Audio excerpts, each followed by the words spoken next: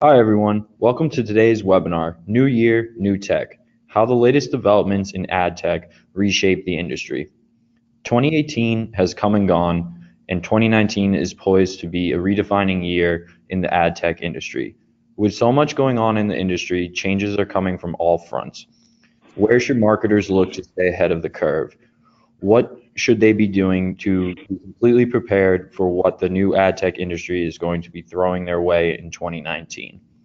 Today, I'll be moderating this session and will discuss with Ryan Burch, who is the Managing Director for the West Coast for Cybba, the current and future landscape of the ad tech industry, and what changes and improvements we can expect to see from the latest developments in data, media platforms, and privacy in a post-GDPR world.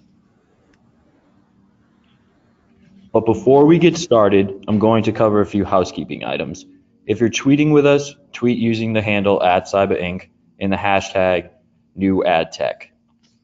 Also, we will make sure to make time for questions at the end of this webinar, so please submit your questions in the GoToWebinar chat panel that should be available on your screen now. And last but not least, we're recording this webinar and will make it available to you for later playback and sharing. So let's get started and meet our main speaker for today, Ryan Burch, Cybba's Managing Director for the West Coast. Hey, good to be here, Connor. Thanks for scheduling some time and getting this all set up. Great. For our agenda today, we will be discussing data, targeting, and privacy in the post-GDPR and Facebook scandal era, major platform convergence and implications for marketers, and up-and-coming media for 2019. Now let's toss it back over to Ryan to learn more about these new improvements in the ad tech industry.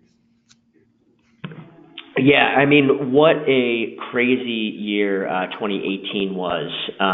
We've talked a lot about GDPR. You had Mark Zuckerberg and then also the CEO of Google taking the stand in front of the Senate to talk about privacy concerns and Russian hacking, all kinds of privacy updates coming from Safari, with Apple trying to pay more attention to their consumer and customer requests for more privacy. And then relatively quietly, California actually passed its own version of GDPR. So I'd say 2018 was a little bit of a crazy year. I've been doing this for about a decade, and I can't remember another year where more change occurred, particularly change that was really focused on consumer privacy and consumer issues. And it's really kind of a scary thing if you're a marketer, because I think a lot of brands and a lot of the clients that we work with are spending a lot of time, dialing in their marketing with programmatic media and moving things to cloud-based platforms and data management platforms. And with some of the action taken overseas in Europe with GDPR, and with some of the things looming from a privacy standpoint, it really could kind of sweep the leg on a lot of those things that our clients have been kind of putting in place over the last few years. So lots and lots happening in 2018. Obviously, there are a lot of implications if you're a marketer to some of those changes and the climate that we're currently in. Most importantly, having a universal opt-in on your site is absolutely critical. It was actually pretty surprising to us how many brands let GDPR kind of sneak up on them and didn't have universal opt-ins on their site. And remember, a universal opt-in basically lets your customers and prospects reaching your site understand that you will be doing behavioral targeting and recognizing them on the platforms and systems that they're operating on. So we're going to see lots of brands utilizing universal opt-ins. You're also going to see a lot of companies that have probabilistic targeting, kind of go away. So deterministic targeting is something that people will be talking a lot more about. That's when a brand actually can recognize the user based on something like an email address as opposed to cookies, based on different different parameters that are coming from a browser. So as the universal opt-in takes more shape, as brands have to focus more on their first-party data to get users into the pipe, probabilistic targeting is going to phase out a little bit. And the platforms that have more deterministic approaches are going to, kind of win out on that. Now that said, that doesn't mean that that your marketing strategy kind of all goes out the window. In fact, a lot of the old school marketing fundamentals are going to become even more important. So as your data and access to audiences and access to segments kind of changes, it puts a lot more pressure on the marketer to basically build plans and build programs based on what they know about their best customers. So some of those old school approaches that that marketers take, building out customer journeys, understanding behavioral aspects of their client base are going to become more important, because you can't just let machine learning, you can't just let some of the more programmatic elements of some of these systems do that for you. So again, just a really crazy year in 2018, and I think things are changing here in 2019 and kind of forcing us to think a little bit differently. Those are kind of high level thoughts around what's going to happen. I know right off the bat in the fall, we had I think two very specific e-commerce retailers that kind of got hit pretty hard with some of the privacy concerns. One of them has a really strong international following, an international customer base. The other one, has a significant amount of their traffic coming from Safari and Apple devices. So we had to actually completely redo a lot of their media plans and a lot of their programs, and move things to different DSPs and move them to different platforms to kind of keep up with the times. So as privacy concerns start to clamp down on the addressable audiences that these retailers had, and what we had to do was be really flexible and move campaigns onto other DSPs that have more deterministic approaches to targeting. So result was really fantastic. But again, luckily we had that flexibility and we had the contacts at other platforms. We could move things around when we started to see changes happening. So as you're thinking about vendors and as you're thinking about building out your stack in 2019, make sure that you're thinking about flexibility, because again, one day, platform could do one thing, and the next day, there could be a complete shift in public sentiment, complete shift in even legal capabilities based on the climate that we're in. So look for vendors that have a really robust partner set and can be super flexible with the marketing that you build out. So speaking of new platforms, M&A activity, I think it's going to continue in 2019 in AdTech, MarTech. This is something that people have been tracking. It's kind of going up and down. 2018 did see some pretty serious moves. I'd expect a lot of the major players to, dig more into analytics and automation. There's this term ABM that's been floating around, account-based marketing, companies like Demandbase and some others that are really starting to jump into more of the B2B targeting space. So I think that we'll expect some investment in those types of businesses. You're also seeing large ad agencies, starting to fight with tech companies in the media space. So you've got ad agencies that are trying to become more like tech companies, and tech companies that are becoming more like ad agencies. And I think that's something to keep an eye on. So we'll talk about that more in just a couple minutes, but really interesting trends that really have kind of started about 5 or 6 years ago are starting to come to fruition as full tech stacks are being built out at a lot of the tier 1 ad agencies, as well as the tech companies that we all know. Finally, and I think something that's really important for marketers to understand is that you've got up and comers challenging Google and Facebook And it started to happen toward the end of 2018, where Amazon starting to come on strong. Oath, which is the AOL, Yahoo, Verizon platform, kind of up and down, but about 80% of media is being bought digitally on Google and Facebook, and there's going to be some up and comers that start to challenge that duopoly, which is actually a really good thing if you're a marketer, because we need more choice, I think. So keep an eye on that. When I think about the different mergers and acquisitions that have kind of occurred, it kind of bucket into three areas, right? So you've got you've got AT&T buying AppNexus and changing the name to Xandr. You've got Verizon buying AOL and Yahoo and changing everything over to Oath. So you've got, kind of these telecom companies that are starting to dip their toe in. There's this Time Warner deal that's on the table. You've got Comcast starting to step in and build out some really robust targeting. A lot of this is happening because people are trying to compete for television dollars. So, Disney and Fox and Comcast, you've got all these traditional media companies that are starting to jump in. So I think that's one type of mergers and acquisition investment that's happening. Then you've got all of the traditional digital players that are either going IPO or growing, pretty substantially. Okay, so that's actually happening on with the Trade Desk going IPO and really going gangbusters. You've got Criteo stock, which has been up and down.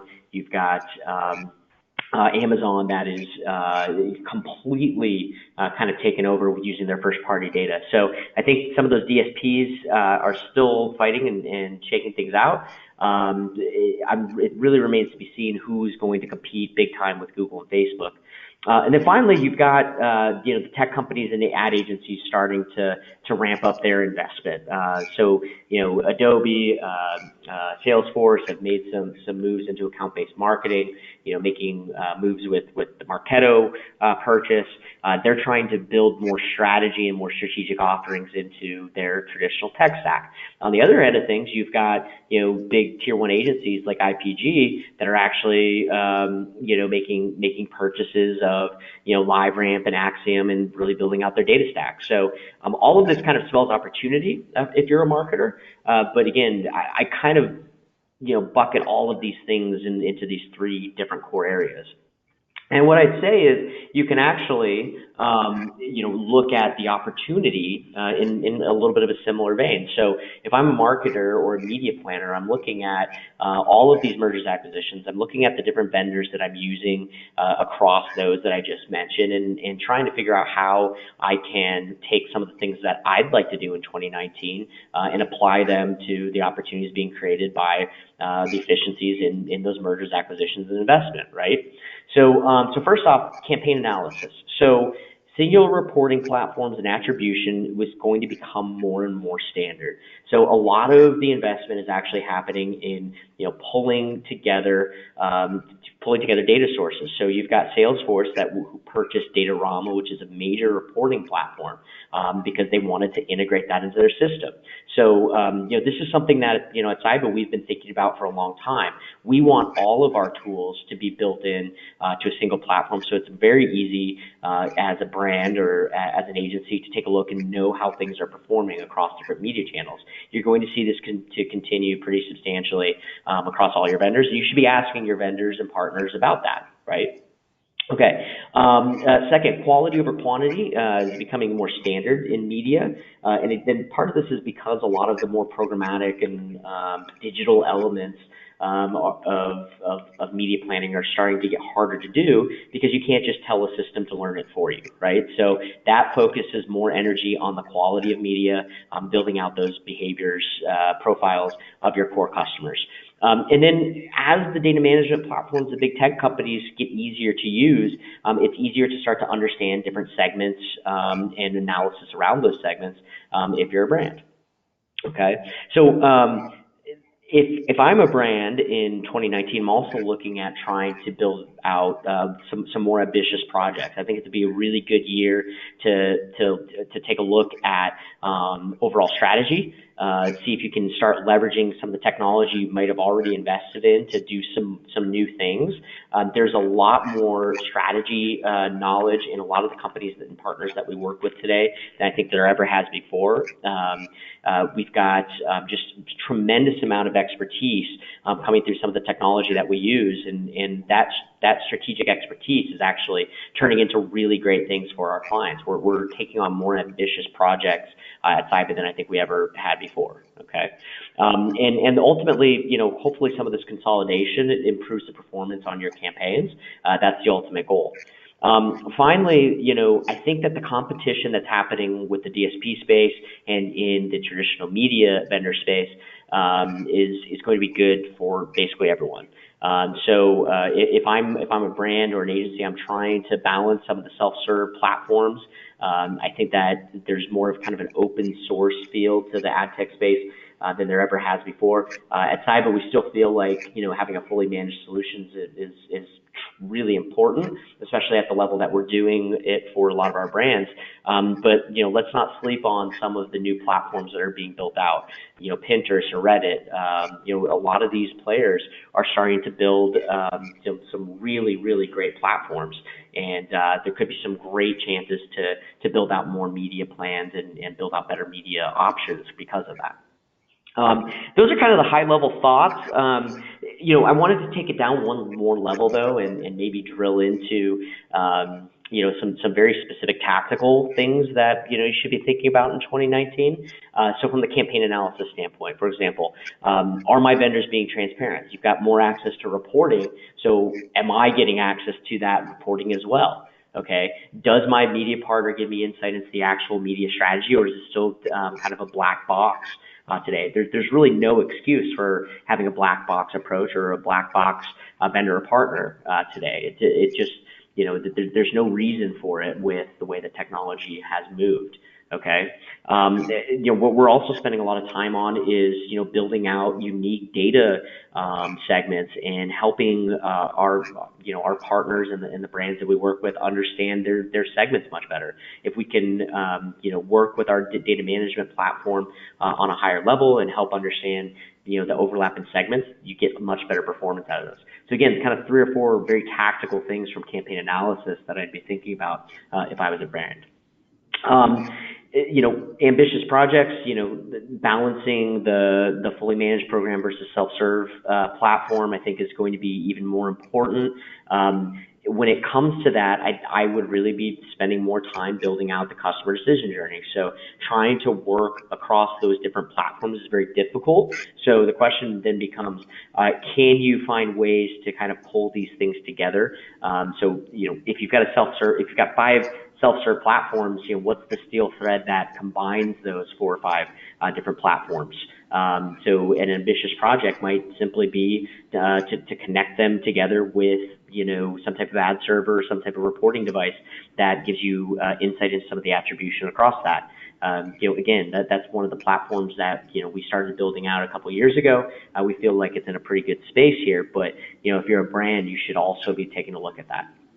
Some of the different digital channels that are coming out, we'll talk about those in just a moment. But really, it just becomes how, thinking a little bit more about your customer base. Who's your best customer? Should it be your best customer? And how do your current advertising targets kind of match up with that core customer? Okay, it's something to take a look at the beginning of every year. We talk to our customers about it at least every year, usually every quarter. We take a look at who's buying and why, and then readjust our media based on that. Okay, so as far as some of the new targeting opportunities that are coming down the pipeline, there's still this convergence of ad tech and marketing technology platforms. We've talked about that at length, today on the webinar.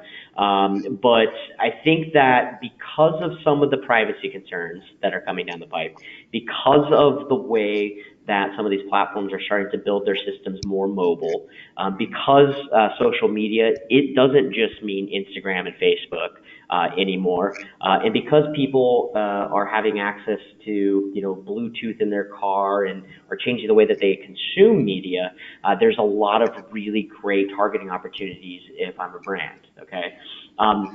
So how do you actually execute on this in 2019?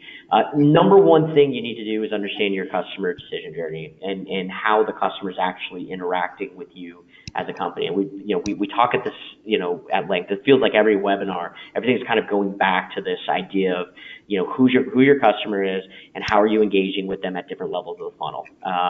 And I just can't stress it enough. You can continue throwing media dollars at all the new things, every single brand new, media channel every year. But until you have a really good idea of how those media channels actually match up with your customer base, you're basically sunk. Okay. And then you kind of layer on that, how do you put, a single attribution model against those different levels of the funnel? So number one, take a look at your funnel. Number two, then start taking a look at, what media channels kind of match up to different levels of that funnel. Okay. I think it's actually relatively difficult to implement this in practice.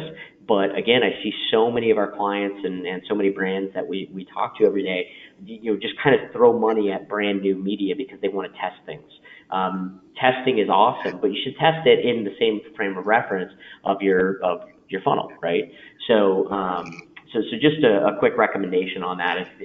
As you're building out, your 2019 plans, kind of do it from this frame of reference. It's going to help you a lot. A couple of the media channels I just mentioned, I think native units and native advertising has really started to hit its groove. We're going to see in 2019 it grow even substantially more. There's a few reasons why. The first reason is because advertising and content lines are blurring. We'll see that in a moment with Reddit. Banner blindness is a real thing. People are, tuning out traditional banner ads at a really high level. But I think some of the biggest reason why native is really picking up is because of the ability to really build out smart behavioral profiles and smart mobile profiles. We know that everything is moving to a mobile world and a mobile environment, so it makes a ton of sense that the mobile mediums and mobile advertising, like you see in a lot of native units, are going to be growing pretty substantially. The other thing is it works, right? You get really high engagement, really high viewability on native units. So we're adding a lot of native advertising into media plans and campaigns today because it's mobile, because of the behavioral targeting on it, and then finally just because it performs. So something to definitely think about for 2019. You also get a little bit more opportunity to cultivate some unique media sources because you can take a look at the content of sites, because you can take a look at matching, your advertising to those content lines. I think that it could be a really good option. And related to that, and I would actually call Reddit, for the most part, kind of native units. It's definitely a social platform, but the brands that are doing a really great job of it are doing a good job, blurring this line between content and advertising in really smart ways. And what you see here on the screen is actually a really great example of a McDonald's ad on Reddit. So Reddit, as a community, hasn't liked advertising. They had a ton of trouble getting going because, basically advertising has just been kind of blocked or downvoted, or they faced all this backlash from the community. Well, so what really great brands are doing on Reddit are actually taking the Reddit community and using internet culture in some of their advertising. So that's what McDonald's has done here with one of the famous internet memes, Bad Luck Brian. They brought him back to run a cool ad campaign this last year. But Reddit's, huge. It's the number 5 website in all of the U.S. It goes back and forth between whether it's larger or smaller than Facebook. So huge opportunity. Just rolled out their platform in 2018. They're doing a ton of upgrades to things like conversion pixels, making it much easier to use. So in 2019, I would see some huge investment coming through Reddit. It's something that you should definitely be taking a look at because of the behavioral targeting capabilities there. And then again, it's also a very great mobile platform. So a lot of users there, lots of opportunity for behavioral targeting, lots of mobile opportunities. So it makes a lot of sense, I think, in 2019. Finally, everybody is getting new cars. And what happens when people get new cars is they get access to new things like Bluetooth technology. And because they can listen to Bluetooth, over their phone, podcasting has basically soared.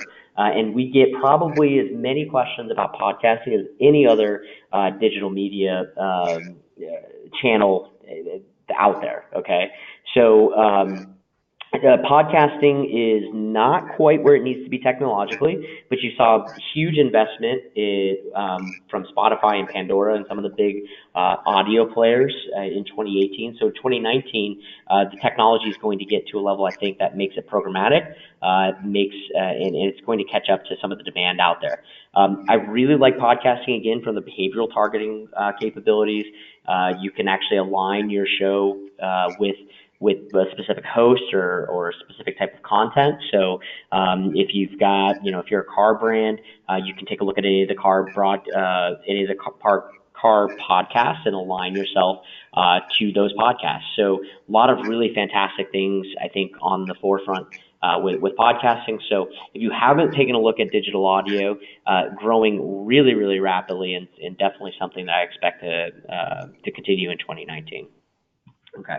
I think that's pretty much it. I mean, when I look at everything that's happening in 2019, trying to boil it down to all the madness that 2018 brought, it's really the speed of innovation continues to increase. It seems like every year we're saying kind of the same thing, but because of the privacy concerns and some of the backlash with the Russian hacking and all of that, I think we're going to see a lot of changes coming down the pipeline. Those regulatory systems really added a unique wrinkle that just weren't there in the past. And because of that, I think it's just forcing everybody to go back a little bit to their fundamentals. You can't just turn on, a system. You can't just let, some type of platform decide, who to serve ads to. You really need to spend some time going back to some of the fundamentals, because those fundamentals will always be there, even when some of the regulations are kind of pushing back on you. Thanks, Ryan. That was great. We do have a couple questions that have come across to me. So I'm going to go sort through these. And the first question that I have for you is, I am a B2C retail brand with some test budget available for Q1.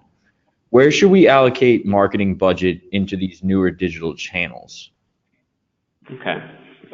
Yeah. Good question. And I know, we're kind of cruising through Q1. The retail Q1 should be just starting up. First step, again, is to understand that customer base. You can't start allocating budget until you really have that figured out. So the short answer is kind of it depends. But you really need to take some time, understand your customer base first, and kind of go from there.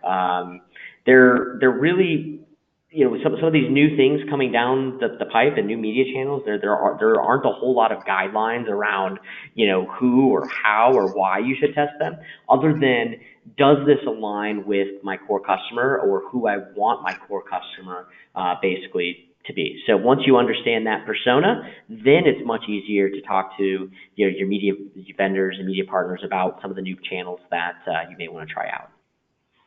Great. That's very, very helpful. Another question that we had is pretty interesting is, how does a brand navigate through the changing ad tech landscape? Should we go self-service and build up an internal team, or find a managed service provider? What are key criteria to evaluate when looking for new vendors?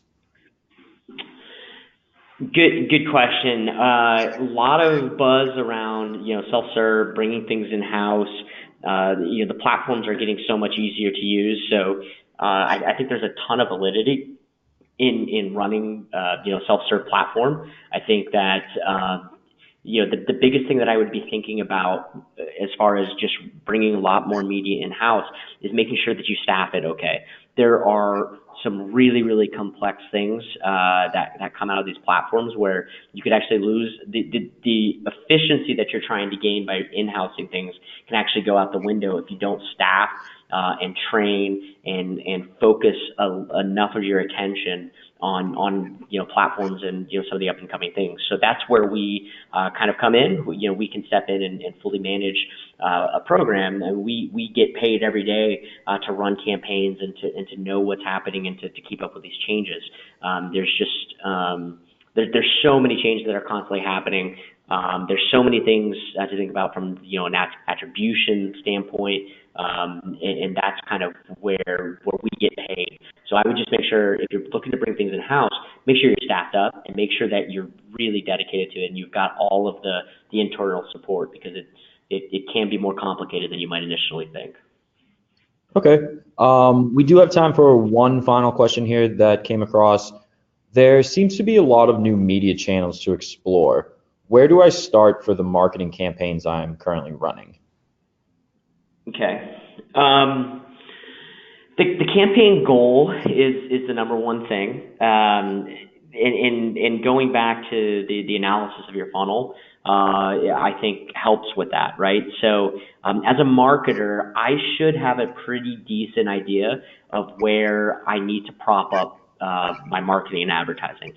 For example, if I feel like I have enough site traffic, reaching the site, but that traffic isn't converting, well, you may have a really low funnel problem. You may have some type of personalization that needs to be fixed on the site through the checkout process. You may be able to prop up, better retargeting programs or bounce back programs from a CRM program. Versus maybe a site that doesn't have enough traffic, right? So if you don't have enough traffic hitting your site, you have a top of the funnel problem. So when it comes to aligning media and building media goals, you've got to figure out what type of channel, what type of problem you have, and then make sure that the goals fit the problem, if that makes sense. I just think. And we could even take a look back at the slide back here where we were talking about the e-commerce brands. That's kind of what we had to do. It's kind of what we had to do with those e-commerce brands that we were working with. They got presented a different problem. There's a wrinkle that happened in the marketplace. They had to reapproach their funnel, and we had to pivot the approach and be flexible on that. So I think that when aligning those media channels, you've got to understand, first of all, what your problem is. Great, thank you, Ryan. So that's all the time that we have for today. We are seeing a couple comments about getting the slides. Don't worry, as I've mentioned, we will email you the full recording of this presentation. Finally, I would like to thank Ryan for taking time out of his day today to talk with us. And of course, I would like to thank you, our audience, for joining us today. You can continue the conversation with us on Twitter or email us at marketing@cybba.com to get more information or to see a live demo of our solutions. Thanks for joining, and stay tuned for the next upcoming webinar.